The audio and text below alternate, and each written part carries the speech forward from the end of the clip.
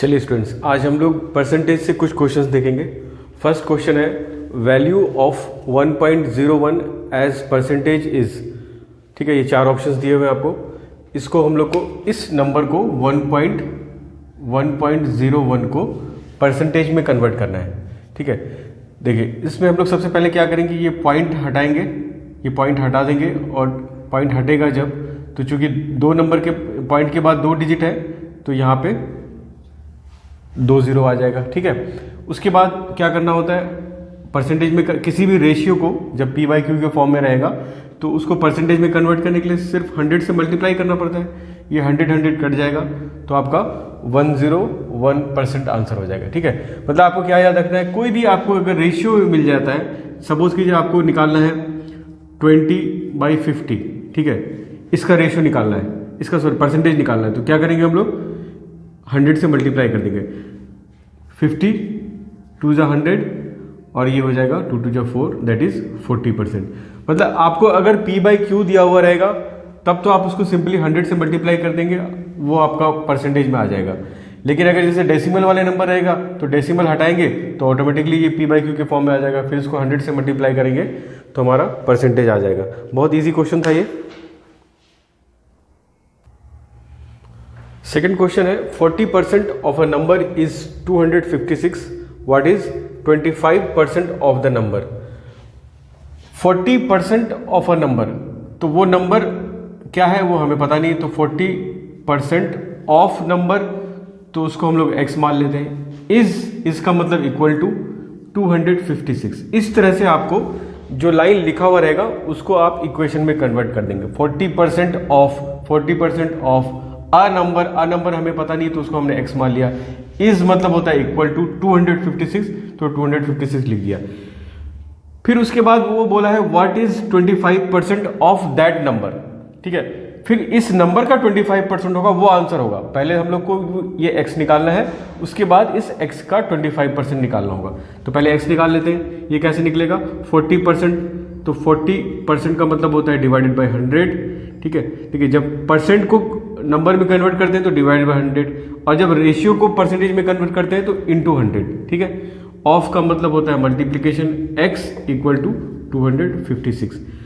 अब यहां से हम लोग x इक्वल टू निकाल लेंगे, ये है 256 और इधर वाला रेशियो उधर जाएगा तो पलट जाएगा। ठीक है, 100 ऊपर आ जाएगा और नीचे 40 आ जाएगा।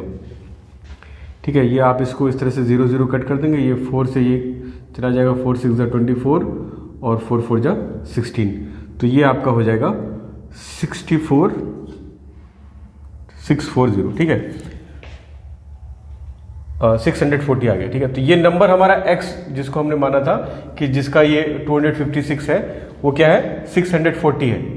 तो अब अब बोला है कि what is the 25% of that number, तो अब मुझे इस 640 का 25% निकालना है। ठीक है, 640 का 25% निकालना है, बस यही आंसर हो जाएगा।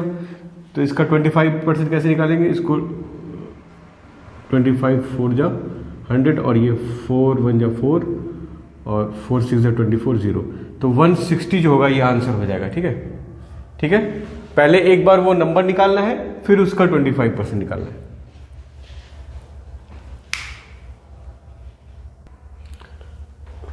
चलिए क्वेश्चन नंबर थर्ड है 72% of 25 students are good in mathematics, how many are not good in mathematics.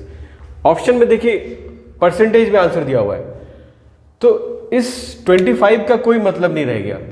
अगर इसका ऑप्शन में अगर नंबर्स रहता, जैसे यहां पे नंबर दिया है कि 72% जो है मैथमेटिक्स में अच्छे हैं, तो आपको कितने अच्छे नहीं हैं, ठीक है, तब तो इसका कोई मतलब रहता। ठीक है, कि 25 में से 72% निकाल लेते आप, कि 25 का 72% कितना है, जो आता फिर 25 में से वो माइनस कर देते। ठीक है, लेकिन इस क्वेश्चन में वैसा नहीं है, ऑप्शन जो है दिया हुआ है आपको वो परसेंटेज में है। तो ऐसे क्वेश्चन में ये सिर्फ आपको बेसिकली आपको सिर्फ गुमराह करने के लिए ऐसा क्वेश्चन दिया गया कि 72% जब अगर मैथ में अच्छे हैं और मैथ में कितने अच्छे नहीं है। ठीक है, तो जब भी आपको दो पॉसिबिलिटी वाला चीज रहेगा तो 100, इसका मतलब क्या हुआ, 100 में से 72 लोगों को मैथ पसंद है, तो कितने लोगों को नहीं है नॉट गुड कितने हो जाएंगे? 100 माइनस 72, ठीक है। 100 माइनस 72 कितना हो जाएगा? 28। और चूंकि ये 100 में है तो ये 28% हो जाएगा, ठीक है। देखते हैं next question. 10% of 15% of 20% of 500 is. तो इसमें भी आपको क्या करना है, जहां जहां ऑफ है वहां पे मल्टीप्लाई कर देना है, और जहां परसेंटेज है उसको आपको 100 से डिवाइड कर देना है। जैसे 10 डिवाइडेड बाई 100, ऑफ के जगह पे मल्टीप्लाई, फिर 15, फिर परसेंटेज की जगह डिवाइडेड बाई 100, फिर ऑफ के जगह मल्टीप्लाई, फिर 20 डिवाइडेड बाई 100, फिर ऑफ के जगह पे मल्टीप्लाई, और लास्ट में ये 500 है, ठीक है। उसके बाद आप जो जिसको जिसको इजीली काट सकते हैं वो काट लीजिए। जैसे ये 202 कट जाएगा, और ये हो जाएगा 20 5 100, और ये 5 5 ऐसे काट देंगे हम लोग। और कुछ कटेगा, ये 5 दिया 15 10 0, और ये 2 2 भी कट जाएगा, तो ये हो जाएगा 3 डिवाइडेड बाई 2 मतलब 1.5, ठीक है। तो 1.5 लास्ट में 0 आप लगा सकते हैं, ठीक है। तो इस 0 का कोई मतलब नहीं है, 1.5 इसका आंसर हो जाएगा।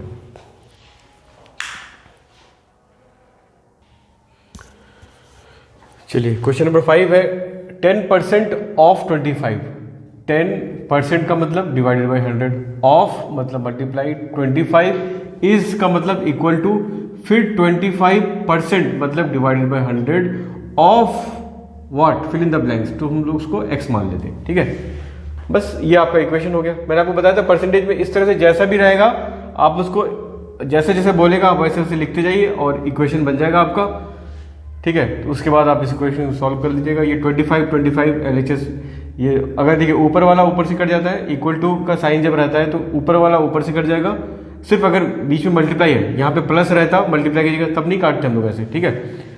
और ये 100 कट जाएगा नीचे वाला नीचे से, और कुछ बचा ही नहीं, बस x इक्वल टू, यहाँ पे 10 बच गया, इधर तो कुछ भी नहीं बचा, इधर भी कुछ नहीं बचा, तो x इक्वल टू 10 इसका आंसर हो जाएगा, ठीक है। इजी क्वेश्चन है बट पूछा हुआ क्वेश्चन है।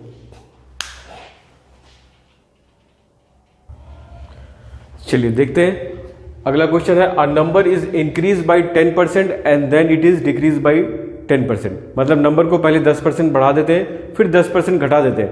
तो द नेट डिक्रीज परसेंटेज।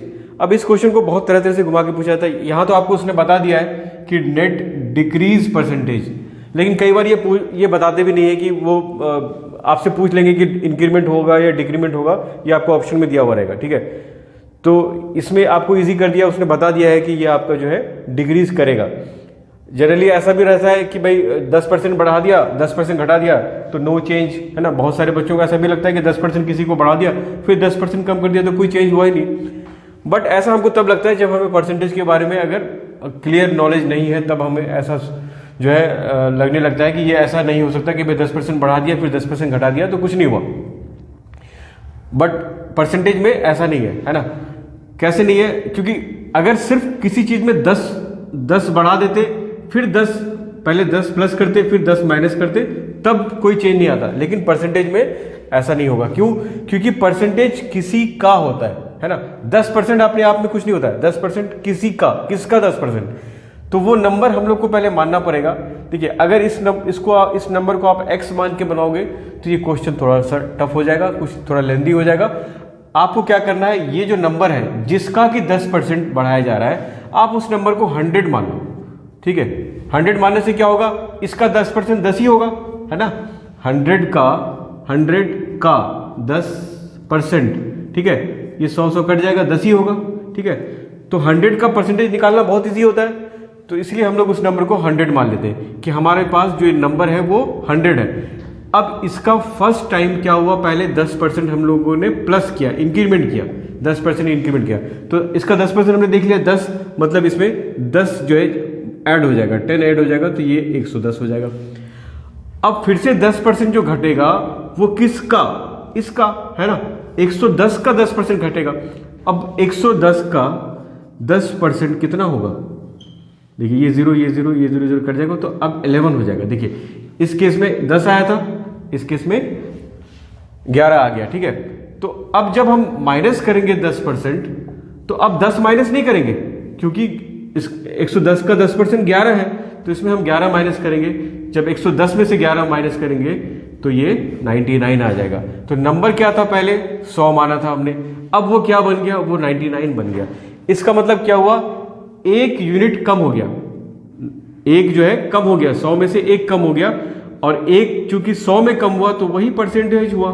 ठीक है, जो चीज 100 में होता है उसी को हम परसेंटेज बोलते हैं। तो एक कम हुआ, इसका मतलब 1% कम हो गया। तो ऑप्शन सी जो है इसका करेक्ट आंसर हो जाएगा। तो अगर आपको क्वेश्चन में यहां लिखा हुआ नहीं भी रहता तो भी हमें समझ में आता कि 100 था, 100 से 99 हो गया, इसका मतलब 1% जो है कम हो गया।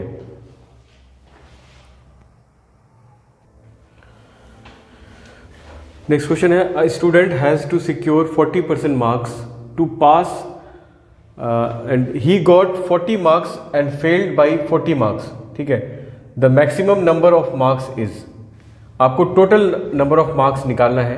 ठीक है, एग्जामिनेशन का। और इसमें पहला लाइन है, student has to secure 40% marks to pass. इसका मतलब अगर वो 40% मार्क्स ले आता है, 40% किसका, ठीक है, 40% ऑफ टोटल मार्क्स को मैं मान लेता हूं x, अगर इतना वो ले आता तो वो क्या हो जाता, वो पास हो जाता। लेकिन वो कितना लेके आया, वो लाया है 40 मार्क्स। ठीक है, वो he got 40 marks and failed by 40 marks. तो वो जो स्टूडेंट लाता है वो 40 मार्क्स लाता है और 40 नंबर से वो फेल भी कर जाता है। इसका मतलब अगर वो और 40 मार्क्स ले आता, ठीक है, ये तो वो लेके आया, अगर 40 मार्क्स और लेके आता तो वो पास कर जाता, और अगर वो पास करता तो वो कितना होता, 40% ऑफ टोटल मार्क्स। ठीक है, 40% ऑफ टोटल मार्क्स हो जाता। देखिए हमारा इक्वेशन बन के आ गया। अब इसको सॉल्व कर दीजिए, आंसर आ जाएगा आपका। ये 40 प्लस 40 80 हो गया, इक्वल टू 40%, तो 40 डिवाइडेड बाई 100 ऑफ मतलब इंटू एक्स। ठीक है, ये 42 या 80 और ये 100 इधर आ जाएगा बस, तो ये 100 इधर आएगा तो ये हो जाएगा 200 बराबर x। ठीक है, तो x की वैल्यू कितनी आ गई, 200। ठीक है, और x क्या था हमारा, टोटल मार्क्स।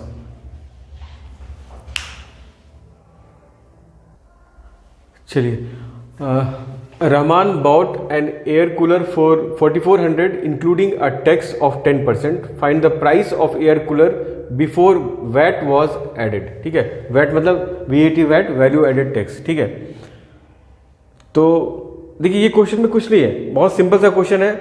क्वेश्चन आपको दिखने में लंबा चौड़ा लगता है, बट ये क्वेश्चन में कुछ नहीं है। सिंपली आपको क्या देखना है कि रहमान ने जो कूलर खरीदा तो वो कितने का खरीदा, 4400 का खरीदा। उसको कितने का कॉस्ट पड़ा, 4400 का, और इसने बता दिया कि ये इसमें इंक्लूड है। ठीक है, क्या इंक्लूड है, टैक्स इंक्लूड है 10%। तो इसका मतलब जो टैक्स लगा होगा तो वो उसके बेस प्राइस पे लगा होगा। तो आपको पूछा है कि उसका प्राइस बताओ बिफोर द वैट। अगर हम उसको मान लेते हैं कि उसका कॉस्ट x था, ठीक है, उसका प्राइस x था।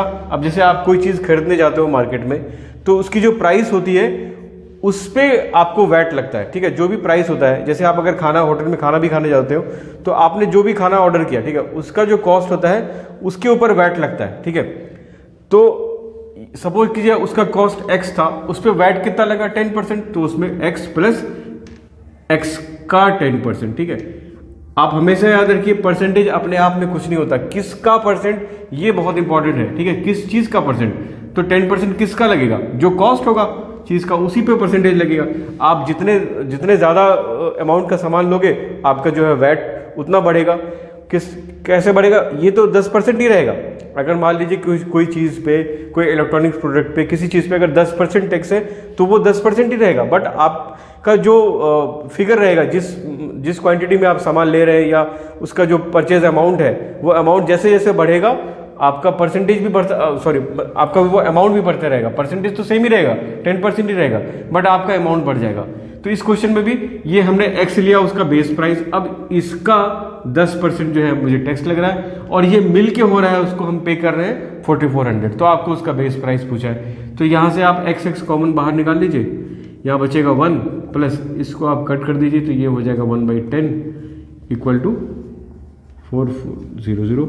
ये हो जाएगा x इंटू ये 10 एलसीएम ले लेंगे, 10 प्लस 1 11 हो जाएगा, 11/10 हो जाएगा ये, और इधर आपका RHS में 4400, इसको ऊपर कट कर देंगे, तो 11 4 44 0 0, तो x इक्वल टू क्या हो जाएगा, ये 10 उधर मल्टीप्लाई हो जाएगा, नीचे में उधर जाएगा तो ऊपर हो जाएगा, तो ये हो जाएगा 400 और ये 0 उसमें ऐड हो जाएगा, 40 मतलब 4000 हो जाएगा इसका, ठीक है। तो ऑप्शन बी इसका आंसर हो जाएगा।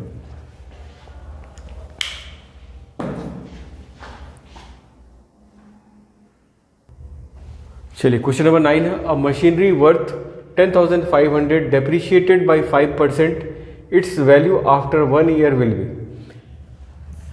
किसी भी मशीनरी प्रोडक्ट है, उसका जो है कॉस्ट है वो डेप्रिशिएट कर रहा है, ठीक है, उसका जो प्राइस है उसकी वैल्यू है वो डेप्रिशिएट करती है, ठीक है। जैसे आपके पास अगर सपोज कीजिए कोई कार है तो उसकी वैल्यू हर साल डेप्रिशिएट करेगी, कम होती जाएगी। डेप्रिशिएट करना मतलब कम होना, ठीक है। तो किस तरह से, किस रेट से कम हो रही है? 5% के रेट से कम हो रही है। आपको बोला है आफ्टर 1 ईयर इसकी वैल्यू क्या होगी, ठीक है। तो ये तो बहुत सिंपल क्वेश्चन है। इसका कॉस्ट है आपका, इसका जो प्राइस है, वैल्यू है इसकी, ये है 10,500। अब ये डेप्रिशिएट कर रहा है मतलब माइनस करेगा, ठीक है। कितना परसेंट? 5%। अब 5% किसका? 5% फिर आगे इसी का, तो 5% मतलब डिवाइडेड बाय 100 ऑफ किसका? इसी का, ठीक है। तो ये, ठीक है, तो ये क्या हो जाएगा, क्योंकि एक ही साल बाद पूछा है तो एक ही बार डेप्रिशिएट करेगा।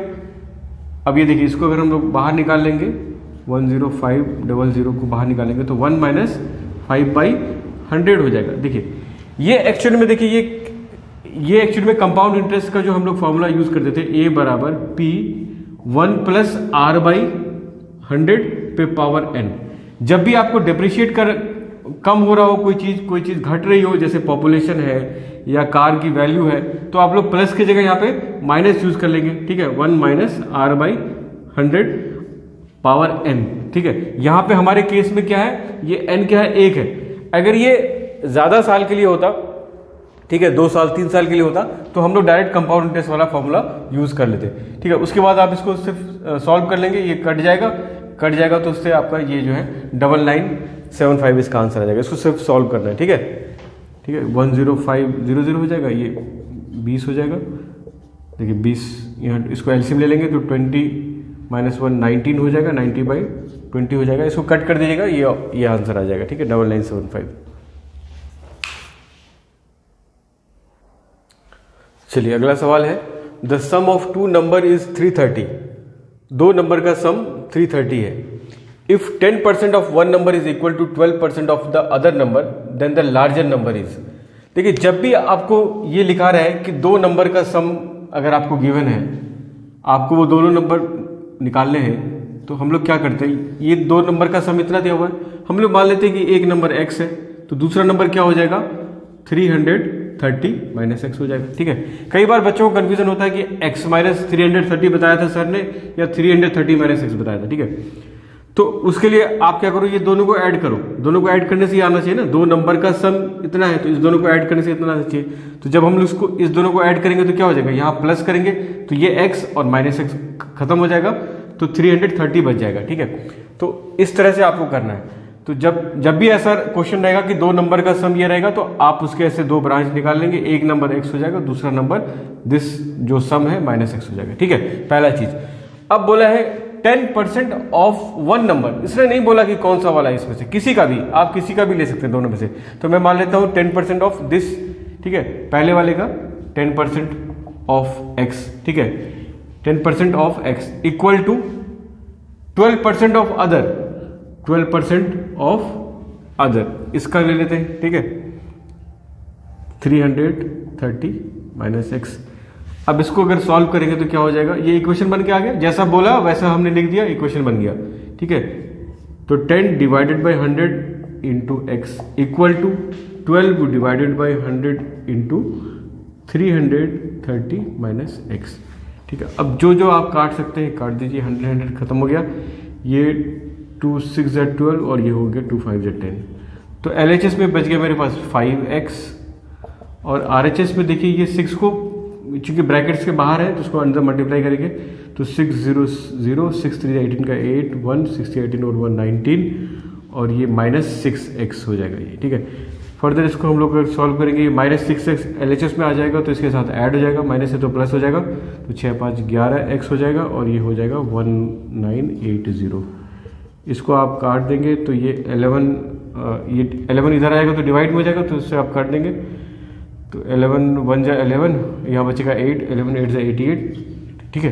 तो 180 x की वैल्यू आई है, ठीक है। ये पहला नंबर है हमारे पास, इसने पूछा है क्या, लार्जर नंबर। इसका मतलब मुझे दोनों नंबर निकालना पड़ेगा, फिर उसमें देखेंगे कौन सा लार्जर है। तो ये x की वैल्यू आ गई 180, ठीक है। तो दूसरी वाले की 330 माइनस 180 कितना हो जाएगा, 150 हो जाएगा, ठीक है, 150, ठीक है, ठीक है, 150 180। तो इसमें से लार्जर कौन सा है, 180। तो 180 ऑप्शन ए जो है इसका आंसर हो जाएगा।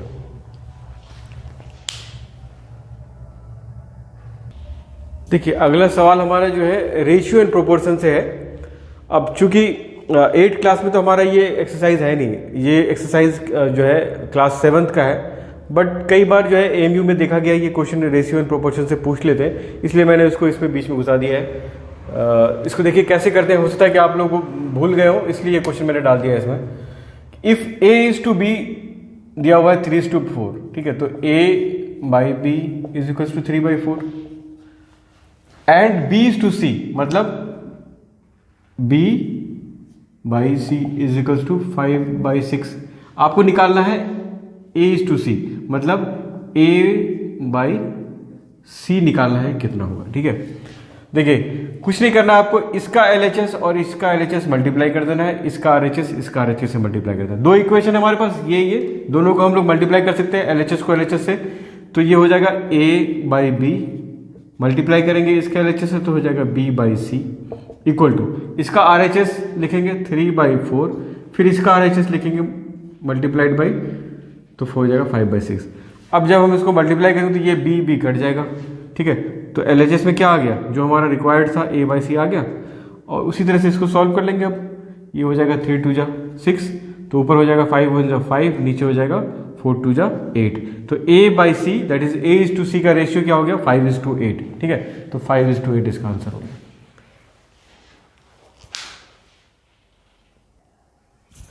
चलिए नेक्स्ट क्वेश्चन भी हमारा रेशियो एंड प्रोपोर्शन से है। आपको ये गिवन है, इफ ये जो है गिवन है 4a minus 5b divided by 4a plus 5b equal to 1/6, आपको निकालना है b बाई ए।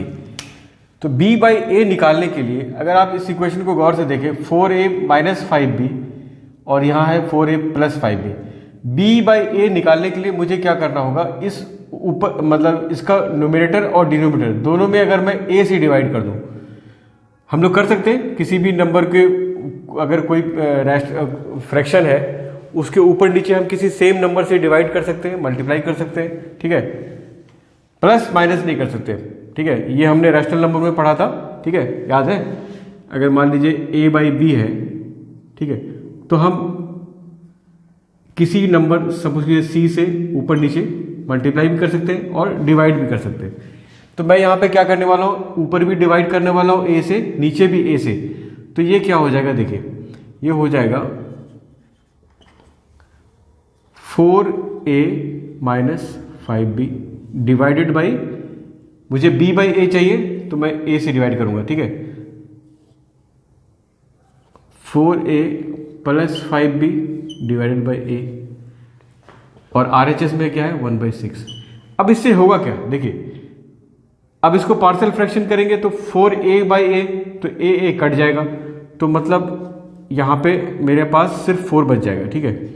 माइनस जब यहाँ पे इधर आएगा तो क्या हो जाएगा, 5b बाई ए हो जाएगा, 5b बाई ए हो जाएगा, ठीक है, 5b बाई ए हो जाएगा। ये थोड़ा सा लिखने में, ठीक है।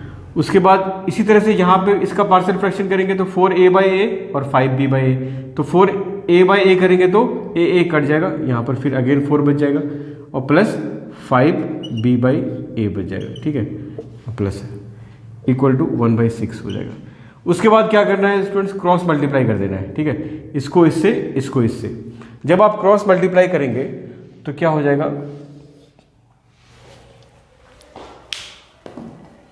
देखिए जब क्रॉस मल्टीप्लाई करेंगे तो क्या होगा, ये वाला 6 इससे मल्टीप्लाई होगा तो 6 4 जा 24 माइनस, फिर 6 इसमें मल्टीप्लाई हो जाएगा तो 6 5 जा 30 b by a equal to, और ये वाला 1 से मल्टीप्लाई होगा तो कुछ नहीं होगा, एज इट इज आ जाएगा हमारा 4 प्लस 5 बी बाई ए। अब आपको क्या करना है, जो बी बाई ए वाले टर्म है वो इकट्ठा कर लेना है। मतलब इधर 30 बी बाई ए है, उसको RHS में फेंक दीजिए, और ये जो 4 है उसको इधर ले आइए। तो 4 इधर आएगा तो क्या होगा, 24 माइनस 4 हो जाएगा, और ये नेगेटिव टर्म है उधर जाएगा तो ऐड हो जाएगा, मतलब 5 बी बाई ए, और ये उधर जाएगा तो प्लस 30 बी बाई ए। अब इसको आपको सॉल्व कर लेना है। 24 में से 4 जाएगा तो बच जाएगा 20 इक्वल टू, यहाँ पे आप इसको एलसीएम ले लेंगे, दोनों में नीचे में ए ही है तो ए ही रहेगा, और ये ऐड हो जाएगा, तो ये 30 और 5 35 हो जाएगा बी। अब देखिए स्टूडेंट, बी बाई ए को आपको सिंगल छोड़ देना है, बाकी इसको इधर फेंक देना है, तो ये हो जाएगा 20 डिवाइडेड बाई 35, और इधर आपका बी बाई ए। ये आपका आंसर आ गया। इसको जितना काट सकते हैं काट दीजिए। 5 4 ज़ा 20, 5 7 ज़ा 35, मतलब 4/7 जो है इसका आंसर हो गया। 4/7 बी बाई ए ही पूछा है ना। देखिए दोनों ऑप्शन दिया हुआ आपको, 7 और 4 और 4:7। हमारा आंसर क्या है, 4/7।